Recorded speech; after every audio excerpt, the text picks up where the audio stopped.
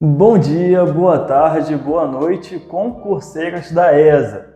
Eu sou o Caio, passei no concurso em 2020, hoje terceiro sargento do Exército Brasileiro, e esse é o canal Contribuir. A ideia do vídeo de hoje é contribuir também na sua aprovação em História no assunto período pré-colonial.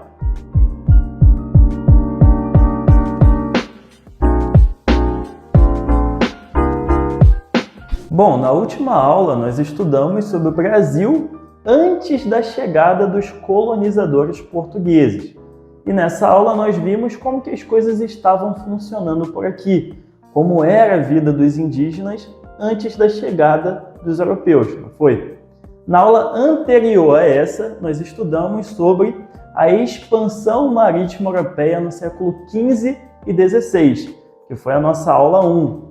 Lá, nós vimos que Portugal, através do Tratado de Tordesilhas, ganha o direito de exploração sobre uma parte do território americano.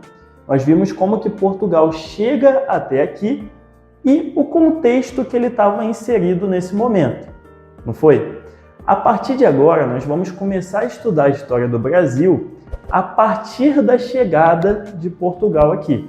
E aí sim nós vamos ter bastante história para contar, dividido aí em vários períodos. E o primeiro período que a gente vai ver vai ser o período pré-colonial, que é o período marcado pelo espaço de tempo desde que Portugal chega até aqui, até o momento que Portugal decide colonizar esse nosso queridinho país. Ou seja, vocês vão perceber que Portugal não começa a colonização no Brasil de imediato. Assim que ele chega aqui, a mente dele está muito mais focada em um comércio que ele está tendo lá com o Oriente, um comércio de especiarias, que naquele momento é muito mais lucrativo para ele. E o Brasil fica como um segundo plano. Tá ok? E é por isso que existe esse período pré-colonial, que é o período que antecede a colonização de Portugal aqui no Brasil. Beleza? Sobre esse assunto, nós vamos precisar estudar três coisas. Três coisas são pedidas no seu edital.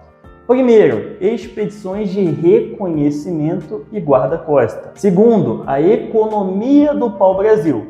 E terceiro, a expedição colonizadora de Martim Afonso de Souza, que é o que vai dar fim a esse período pré-colonial, tá no nome, expedição colonizadora, é o que vai vir para colonizar o país, beleza?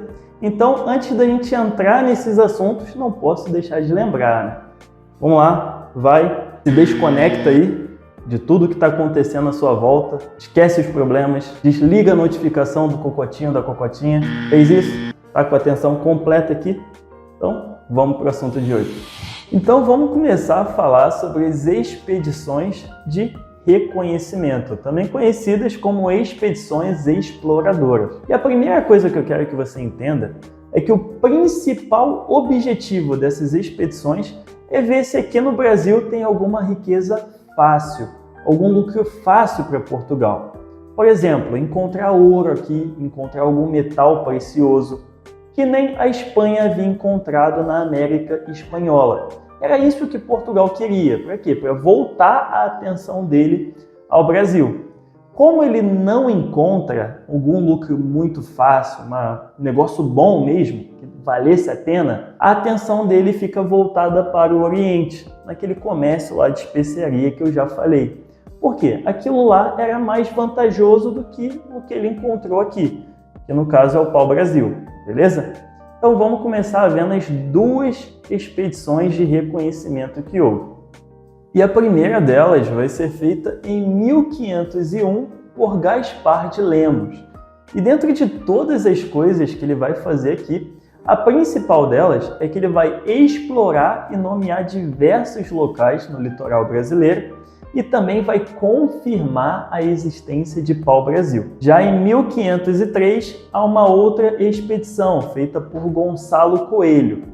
Ali ele vai começar a exploração do pau-brasil e também vai fazer a criação de feitorias. Essas feitorias a gente vai comentar sobre a definição dela lá no assunto economia do pau-brasil, então fica tranquilo, tá bom?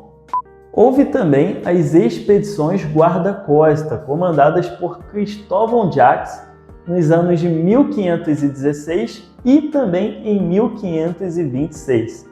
E qual que era a situação aqui? A gente viu lá na aula de expansão marítima europeia no século XV e XVI sobre o Tratado de Tordesilhas, não foi? Ali, uma das coisas, que esse tratado se referenciava é que, o continente americano, só quem tem permissão para explorar ali vai ser Portugal e Espanha. A Espanha explora o lado oeste lá e Portugal explora um pedacinho ali do lado leste. Não foi isso? Porém, logicamente, muitos países lá da Europa não vão concordar com essa situação, vão achar injusto isso. Principalmente Holanda, França e Inglaterra. E o que esses países fazem? Começam a invadir a América. Aqui no Brasil não vai ser diferente, né, pessoal? E aqui houve principalmente a presença de franceses no nosso território. E o que eles fizeram? Começaram a explorar também o pau-brasil e até se uniram a algumas tribos indígenas para se fortalecerem aqui dentro. Então Portugal, vendo essa situação, já começa a se preocupar, né? Na verdade, se preocupar não, começa a ficar boladão, né? Já cruza o braço, qual foi? O que é desses caras aí, mano? Na minha terra, explorando o meu pau-brasil, se aliando aos meus grupos indígenas. Ah, não. Eu vou precisar fazer alguma coisa. Eu tenho que expulsar esses caras daqui. E aí, ele vai lançar as expedições guarda-costa. Que é o quê? O objetivo único de expulsar os invasores, né? E não deixar esses invasores chegar no território. Porém, pessoal, por mais que Cristóvão Jacques assumisse ali uma postura dura, né? Uma postura rígida com esses invasores, afundando navios, enforcando os capturados para colocar medo, né? Olha a extensão do litoral brasileiro. É muito difícil ter o controle disso tudo. Por conta disso, essas expedições guarda-costa não teve o êxito desejado. Então fechamos aí a parte de expedições de reconhecimento e guarda-costa. Agora nós vamos começar a entender um pouquinho sobre a economia do pau-brasil. E não é surpresa para ninguém que o pau-brasil foi a primeira riqueza explorada no nosso território e que havia muito dele no nosso litoral, não é? Agora, como que ficou a exploração? Como que foi organizada a exploração dessa riqueza? Como que ficou a economia do pau-brasil? Sobre isso, nós vamos precisar estudar 3 conceitos. São 3 palavras aí que são muito cobradas e que você precisa saber o que é. Quem são elas? Primeiro, estanco, escambo e feitorias. Então vamos começar falando do estanco. E olha só, pessoal, a gente viu que o Brasil está com bastante invasores externos, né? Invasores estrangeiros, principalmente franceses. E o que é que esse pessoal estava fazendo aqui? Eles vieram o quê? Para curtir uma praia? Passear no calçadão de Copacabana? Beber uma aguinha de coco e conversar com os indígenas? É claro que não, né, pessoal? Ele tinha ali seus interesses financeiros. E se o pau-brasil é a maior riqueza de nossa terra nesse momento, o que é que esses invasores estão fazendo? Eles estão explorando o pau-brasil também. E Portugal, vendo que tem bastante gente vindo para explorar o pau-brasil, até mesmo os próprios portugueses de forma individual, o que ele fala? Ele para e pensa, olha, isso daí tá virando bagunça, né? Estão fazendo ali no Brasil uma baderna. Qualquer um tá pegando um pau-brasil ali e explorando. Então, eu preciso criar uma lei que proíba essa parada aí de acontecer, né? Que monopolize a exploração do pau-brasil comigo. E foi isso que ele fez, ele lança o estanco. E o estanco é o quê? É o monopólio da exploração do pau-brasil por Portugal. É ele falando para qualquer outro, olha, a exploração do pau-brasil é minha, só eu posso.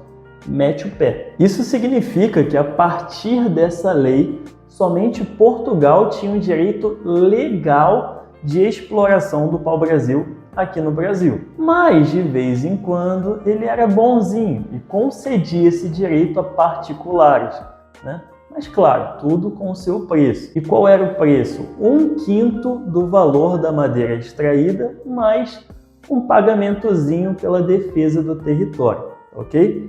Inclusive, o primeiro a receber esse direito vai ser Fernão de Noronha. Tendo entendido o conceito de estanco, vamos ver agora um pouco sobre escambo. São palavras bem parecidas ali, mas não é a mesma coisa, tá, pessoal? Escambo, o conceito é muito simples, são trocas sem moedas. Foi o primeiro acordo econômico fechado entre os portugueses e os indígenas. E consistia no quê? Os indígenas, eles admiravam muitas coisas que os portugueses tinham. Por exemplo, espelho, faca, canivete, machado, tecido e por aí vai. E os portugueses, nada espertos, se aproveitaram disso. E aí o português já chega no indígena como? Índio, o índio. Ué, fala aí. Eu não te mostrei meu espelho ainda, né? Tá vendo isso aqui? É última tecnologia, rapaz. Te apresento a modernidade. Com isso daqui, você vai conseguir se olhar, ficar se admirando o dia todo. Caraca, mané, que top! Mas esse tecido aí também? Maneirão, hein? Isso aqui é o futuro, pô. Tá, mas qual é? O senhor vai dar isso daí pra nós? É claro, meu parceiro, com certeza. Você só precisa fazer um favorzinho pra mim. Qual? Ah, é só uma pequena devastação ambiental aqui nesse território, sabe? De leve, ali. É só cortar todas as árvores de pau-brasil que você vê pela frente e me dá. Tem certeza? Vale a pena, pô, confia, pai. É a modernidade. Tá bom então, né? Vai. E assim foi feito o escambo, as trocas sem moedas. O indígena, ele ofereceu ali a sua mão de obra, né, para explorar o pau-brasil, e os portugueses ofereceram esses utensílios, que para o índio era novo, era uma novidade, mas para eles não tinha muito valor econômico. Bom, e visto o conceito de escambo, agora vamos para o último conceito sobre o assunto economia do pau-brasil, que são as feitorias. E feitorias eram armazéns de pau-brasil no litoral brasileiro. E como que acontecia na prática? Olha só, o índio ia lá, cortava o pau-brasil e levava a madeira para as feitorias. E lá era onde acontecia o tal do escambo, né? As trocas sem moedas. Ou seja, o índio entregava a madeira e recebia alguma coisa em troca ali. E para fechar, vamos ver o último assunto da aula de hoje, que é a expedição colonizadora de Martim Afonso de Souza, beleza? Essa expedição vai sair de Lisboa, em Portugal, em dezembro de 1530 e chega aqui no Brasil já em 1531. E a primeira coisa que a gente tem que se perguntar é o porquê. Por que dessa expedição? 30 anos já se passaram, com o Brasil sendo a segunda opção de Portugal, né? Portugal com interesse completo lá no Oriente e deixando isso aqui como uma segunda opção. Porque Portugal, enfim, decide dar importância para o Brasil e vir colonizar isso aqui. E respondendo a isso, a primeira coisa a se pensar é o seguinte: será que quando esse comércio com o Oriente, que antes era mais lucrativo do que o Brasil, começar a se desgastar, começar a cair de importância e não dar mais tanto lucro, será que Portugal ele começa a olhar para o Brasil de outra forma? Com outros olhos? Começa, não começa? Então, é isso que acontece. Em 1530, o comércio com o Oriente cai, já não está mais aquilo tudo. Então Portugal ele começa a dar ao Brasil uma importância maior. É isso. Paralelo a isso, estava havendo bastante invasões estrangeiras aqui no Brasil, como nós já vimos. E vimos que Portugal tenta acabar com isso com as expedições guarda-costa de Cristóvão Jacques, porém que elas não tiveram tanto êxito como foi esperado. Então Portugal ele para um pouco para raciocinar e pensa, olha, esses invasores lá no Brasil já estão com uma força ali, ó, considerável.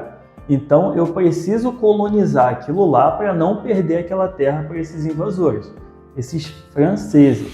Tendo visto os motivos pelo qual Portugal inicia a colonização no Brasil, vamos começar a ver as características dessa colonização, né? As características dessa expedição colonizadora por Martim Afonso de Souza. E já pode anotar aí como primeira característica a interiorização do território brasileiro. Ou seja, Martim Afonso de Souza vai penetrar no interior do território brasileiro. Para quê? Para conhecer a terra em busca de riquezas e também para melhorar a defesa. Houve também a distribuição de Seis Marias. Mas o que são Seis Marias, Caio? Seis Marias são lotes de terras, ou seja, você é um novo morador aqui do Brasil? Você tem interesse em cultivar a terra? Então toma aí uma Seis Maria para você. Toma um lote de terra aí para você.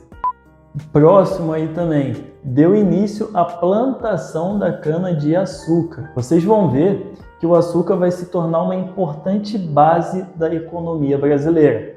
E dentro desse assunto ele vai fundar a primeira vila do Brasil, que é a Vila de São Vicente, onde se iniciou o cultivo da cana-de-açúcar.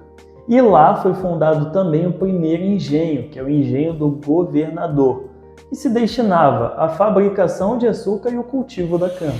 Bom pessoal, então chegamos ao final de mais uma aula e eu tenho certeza que se você chegou até aqui é porque esse conteúdo contribuiu nos seus estudos. Então também não deixe de retribuir, curte o vídeo, se inscreve no canal, segue a página no Instagram e não deixe também de ficar vendo aí os conteúdos que estão sendo postados na playlist de História para ESA, que está batendo todo o edital do concurso, tá ok? Tenho certeza que vai contribuir muito aí nos seus estudos. Bom, é isso. Tchau, tchau.